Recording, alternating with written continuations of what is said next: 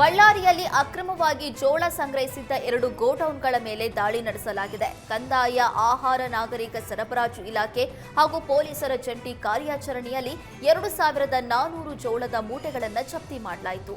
ಬಳ್ಳಾರಿ ತಾಲೂಕಿನ ರೂಪನಗುಡಿ ಗ್ರಾಮದಲ್ಲಿ ರೈತರಿಂದ ಪಹಣಿ ಪಡೆದು ಅಕ್ರಮವಾಗಿ ಜೋಳ ಸಂಗ್ರಹಿಸಿಡಲಾಗಿತ್ತು. ರೈತರಿಂದ ಪಹಣಿ ಪಡೆದು ಕಡಿಮೆ ಬೆಲೆಗೆ ಕೊಂಡು ಸೇವಾ ಸಹಕಾರ ಸಂಘದ ಮೂಲಕ ಹೆಚ್ಚಿನ ಬೆಂಬಲ ಬೆಲೆಗೆ ಮಾರಾಟ ಮಾಡಲಾಗ್ತಾ ಇತ್ತು.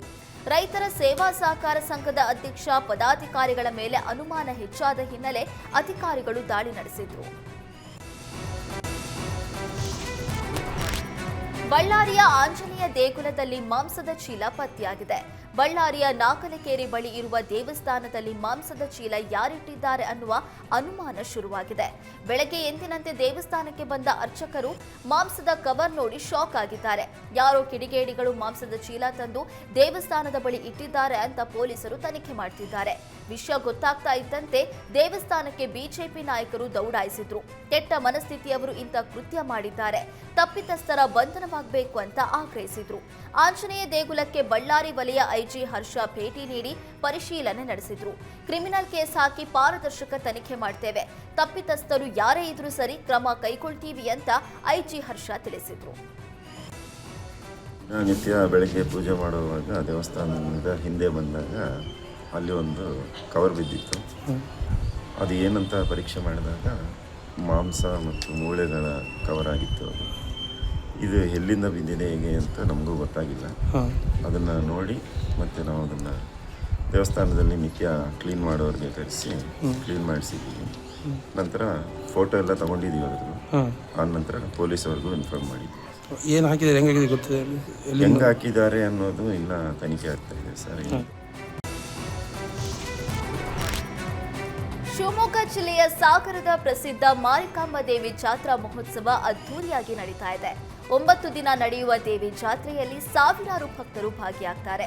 ಇಂದು ನಟ ಶಿವರಾಜ್ ಕುಮಾರ್ ಪತ್ನಿ ಗೀತಾ ಶಿವರಾಜ್ ಕುಮಾರ್ ಮಾರಿಕಾಂಬೆಯ ದರ್ಶನ ಪಡೆದರು. ಮಾರಿಕಾಂಬಾ ದೇವಿಗೆ ವಿಶೇಷ ಪೂಜೆ ಸಲ್ಲಿಸಿ ಶಿವರಾಜ್ ಕುಮಾರ್ ದಂಪತಿಗಳು ಆಶೀರ್ವಾದ ಪಡೆದರು. ಮೈಸೂರು ನಗರದಲ್ಲಿ ಸರ್ಕಾರಿ ಜಾಗ ಒತ್ತುವರಿ ಮಾಡಿಕೊಂಡವರಿಗೆ ಅಧಿಕಾರಿಗಳು ಶಾಕ್ ನೀಡಿದ್ರು. ಮೈಸೂರು ತಹಶೀಲ್ದಾರ್ ಮಹೇಶ್ ಕುಮಾರ್ ನೇತೃತ್ವದಲ್ಲಿ ಜೆಸಿಬಿ ಮೂಲಕ ತೆರವು ಕಾರ್ಯಾಚರಣೆ ಮಾಡಲಾಯಿತು. ಮೈಸೂರು ನಂಜನಗೂಡು ರಸ್ತೆಯಲ್ಲಿರುವ ಜಾಗ ಹಿಂದುಳಿದ ವರ್ಗಗಳ ವಿದ್ಯಾರ್ಥಿ ನಿಲಯಕ್ಕೆ ಮಂಜೂರಾಗಿತ್ತು. ಅಕ್ರಮ ಪಾರ್ಕಿಂಗ್, ಖಾಸಗಿ ದಂಧೆಗೆ ಸರ್ಕಾರಿ ಜಾಗವನ್ನ ಬಳಕೆ ಮಾಡಲಾಗ್ತಾ ಇತ್ತು. 15 ವರ್ಷಗಳಿಂದ ಸರ್ಕಾರಿ ಜಾಗ ಖಾಸಗಿ ವ್ಯಕ್ತಿಗಳ ಕಪಿಮುಷ್ಟಿಯಲ್ಲಿತ್ತು. ಪಾರ್ಕಿಂಗ್ ಮತ್ತು ಟೀ ಅಂಗಡಿ ನಡೆಸಿ ಲಕ್ಷಾಂತರ ರೂಪಾಯಿ ಅಕ್ರಮವಾಗಿ ಆದಾಯ ಗಳಿಸಲಾಗ್ತಾ ಇತ್ತು. ಇದೀಗ ಒತ್ತುವರಿ ಜಾಗವನ್ನ ಅಧಿಕಾರಿಗಳು ತೆರವು ಮಾಡಿದ್ರು. ಮೈಸೂರು ಗ್ರಾಮದ ಸರ್ವೆ ನಂಬರ್ 87 ಮೂಲತಃ ಸರ್ಕಾರಿ ಜಮೀನು. ಆ ಜಮೀನನ್ನು 2010ರಲ್ಲಿ ಮಾನ್ಯ ಜಿಲ್ಲಾಧಿಕಾರಿಗಳು ಹಿಂದುಳಿದ ವರ್ಗಗಳ ಕಲ್ಯಾಣ ಇಲಾಖೆಗೆ ಹಾಸ್ಟೆಲ್ ನಿರ್ಮಾಣ ಮಾಡಲಿಕ್ಕೆ ಕಾಯ್ದಿರಿಸಿ ಆದೇಶ ಹೊರಡಿಸಿದ್ದಾರೆ. ಅದರಂತೆ ಖಾತೆ ಕೂಡ ದಾಖಲಾಗಿದೆ. ಈ ಜಾಗವನ್ನು ಅನೇಕ ವರ್ಷಗಳಿಂದ ಇಲ್ಲಿ ಅಕ್ರಮವಾಗಿ ಒತ್ತುವರಿ ಮಾಡಿಕೊಂಡು ಪಾರ್ಕಿಂಗನ್ನು ಬಾಡಿಗೆ ಕೊಡ್ತಾ ಇದ್ರು. ಅದೇ ರೀತಿ ಒಂದು ಟೀ ಅಂಗಡಿ ಕೂಡ ಮಾಡ್ಕೊಂಡು ಬಂದಿದ್ರು. ಇವತ್ತು ಮಾನ್ಯ ಜಿಲ್ಲಾಧಿಕಾರಿಗಳ ಒಂದೇನು ಆದೇಶದಂತೆ ಹಾಸ್ಟೆಲ್ಗೆ ಕಾಯ್ದಿರಿಸಲಾಗಿತ್ತು. ಆ ಜಮೀನನ್ನು ಸರ್ವೆ ಇಲಾಖೆಯಿಂದ ನಮ್ಮ ADLR ಅವರ ನೇತೃತ್ವದಲ್ಲಿ ಅಳತೆ ಕಾರ್ಯ ನಡೆಸಿ ಮತ್ತು ನಮ್ಮ DO BCM ರಾಘವೇಂದ್ರ ಸರ್ ಅವರ ಮಾರ್ಗದರ್ಶನದಲ್ಲಿ ಮತ್ತು ನಮ್ಮ ಮೈಸೂರು ನಗರ ಪೊಲೀಸರು ಮತ್ತು ವಿದ್ಯಾರಣ್ಯಪುರಂನ ಸರ್ಕಲ್ ಇನ್ಸ್ಪೆಕ್ಟರ್ ನಮ್ಮ ಇನ್ಸ್ಪೆಕ್ಟರ್. ಸಾಂಸ್ಕೃತಿಕ ನಗರಿ ಮೈಸೂರಲ್ಲಿ ದಿನಕ್ಕೊಂದು ಡ್ರಗ್ಸ್ ತಯಾರಿಕಾ ಘಟಕ ಪತ್ತೆಯಾಗ್ತಿದೆ. ನಗರದಲ್ಲಿ ಡ್ರಗ್ಸ್ ಕಾರ್ಯ ಚಟುವಟಿಕೆ ತಡೆಯೋದಕ್ಕೆ ಮೈಸೂರು ಪೊಲೀಸರು ವಿಫಲವಾಗಿದ್ರು. ಮೈಸೂರು ಸಿಸಿಬಿ ಪೊಲೀಸರ ಕಾರ್ಯವೈಖರಿ ಮೇಲೆ ಹಲವು ಅನುಮಾನ ಶುರುವಾಗಿದ್ವು. ಇದೀಗ ಸಿಸಿಬಿ ಪೊಲೀಸ್ ವಿಂಗ್ಗೆ ಬಿಸಿ ಮುಟ್ಟಿಸುವ ಕೆಲಸವನ್ನ ಕಮಿಷನರ್ ಸೀಮಾ ಲಾಟ್ಕರ್ ಮಾಡಿದ್ದಾರೆ. ಒಂದೇ ಬಾರಿಗೆ ಸಿಸಿಬಿಯ 10 ಸಿಬ್ಬಂದಿಯನ್ನ ವರ್ಗಾವಣೆ ಮಾಡಿ ಆದೇಶ ಹೊರಡಿಸಿದ್ದಾರೆ. ಸಾಕಷ್ಟು ದಿನಗಳಿಂದ ಸಿಸಿಬಿಯಲ್ಲಿ ಕೆಲಸ ಮಾಡ್ತಾ ಇದ್ದ ಕಾನ್ಸ್ಟೇಬಲ್ ಹಾಗೂ ಹೆಡ್ ಕಾನ್ಸ್ಟೇಬಲ್ಗಳ ವರ್ಗಾವಣೆ ಮಾಡಿದ್ದು, ವರ್ಗಾವಣೆಯಾದ ಹಲವರ ಮೇಲೆ ಗಂಭೀರ ಆರೋಪಗಳು ಕೇಳಿಬಂದಿದ್ವು. ಬೆಂಗಳೂರು ನಗರದಲ್ಲಿ 4-5 ದಿನಗಳಿಂದ ಅಂಜನಾಪುರ ವ್ಯಾಪ್ತಿಯಲ್ಲಿ ಚಿರತೆ ಪ್ರತ್ಯಕ್ಷವಾಗಿದ್ದು ಜನರಲ್ಲಿ ಆತಂಕ ಹೆಚ್ಚಾಗಿದೆ. ನಡು ರಸ್ತೆಯಲ್ಲೇ ಚಿರತೆ ಕಂಡು ಗ್ರಾಮಸ್ಥರು ಭಯಭೀತರಾಗಿದ್ದಾರೆ. ರಸ್ತೆಯಲ್ಲಿ ಚಿರತೆ ಓಡಾಟದ ದೃಶ್ಯ ಸಿಸಿಟಿವಿಯಲ್ಲಿ ಸೆರೆಯಾಗಿದ್ದು ಆದಷ್ಟು ಬೇಗ ಚಿರತೆ ಸೆರೆ ಹಿಡಿಯುವಂತೆ ಅರಣ್ಯ ಇಲಾಖೆ ಅಧಿಕಾರಿಗಳಿಗೆ ಸ್ಥಳೀಯರು ದೂರು ನೀಡಿದರು. ಬೆಂಗಳೂರು ಮೆಟ್ರೋ ದರ ಮತ್ತೆ 5% ಏರಿಕೆಯಾಗಿದೆ. ಕಳೆದ ವರ್ಷದ ಫೆಬ್ರವರಿ 9ರಂದು ಭಾರಿ ದರ ಹೆಚ್ಚಳವಾಗಿ ಬಳಿಕ ಪ್ರಯಾಣಿಕರ ಆಕ್ರೋಶದಿಂದ ಸ್ವಲ್ಪ ಮಟ್ಟಿಗೆ ಇಳಿಕೆಯಾಗಿತ್ತು. ಸೋಮವಾರದಿಂದ ಮೆಟ್ರೋ ದರ ಏರಿಕೆಯಾಗಲಿದೆ. ಇದು ಪ್ರಯಾಣಿಕರಲ್ಲಿ ಆತಂಕ ಮೂಡಿಸಿದ್ದು, ದರ ಏರಿಕೆಗೆ ಪ್ರಯಾಣಿಕರ ವಿರೋಧ ವ್ಯಕ್ತವಾಗಿದೆ. ದರ ಏರಿಕೆ ಬೆನ್ನಲ್ಲೇ ಸೋಷಿಯಲ್ ಮೀಡಿಯಾದಲ್ಲಿ ಮೆಟ್ರೋ ಬಾಯ್ಕಟ್ ಅಭಿಯಾನ ಜೋರಾಗಿದೆ. 5% ಪ್ರಯಾಣ ದರ ಏರಿಸಲು ಮುಂದಾದ ಬಿಎಂಆರ್ಸಿಎಲ್ ವಿರುದ್ಧ ಪ್ರಯಾಣಿಕರು ಆಕ್ರೋಶ ಹೊರಹಾಕ್ತಿದ್ದಾರೆ. ಕೆಂಪೇಗೌಡ ಏರ್ಪೋರ್ಟ್ನಲ್ಲಿ ಕೋಟಿ ಮೌಲ್ಯದ ಚಿನ್ನ ಕಳ್ಳತನವಾಗಿದೆ.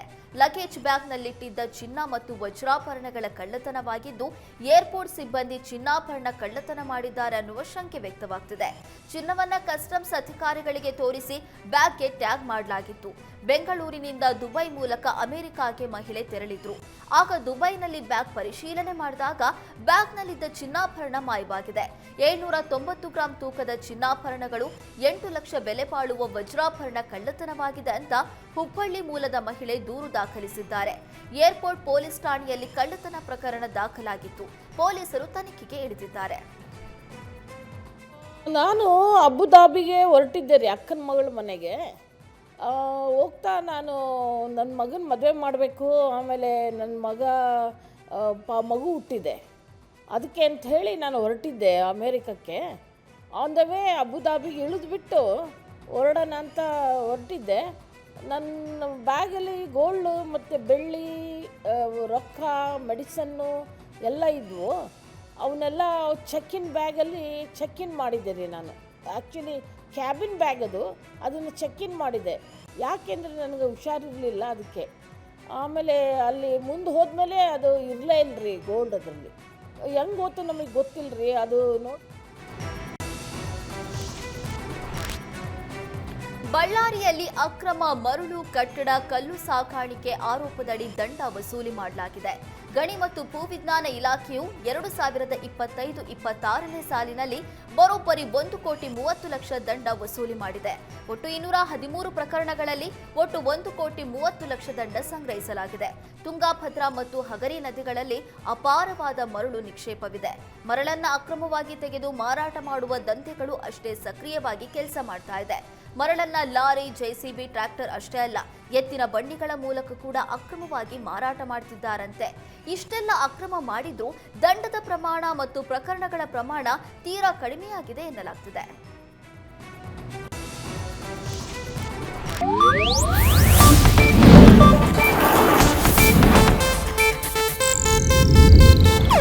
ಇದು ಏಷ್ಯಾನೆಟ್ ನ್ಯೂಸ್ ನೆಟ್ವರ್ಕ್ ಪ್ರಸ್ತುತಿ.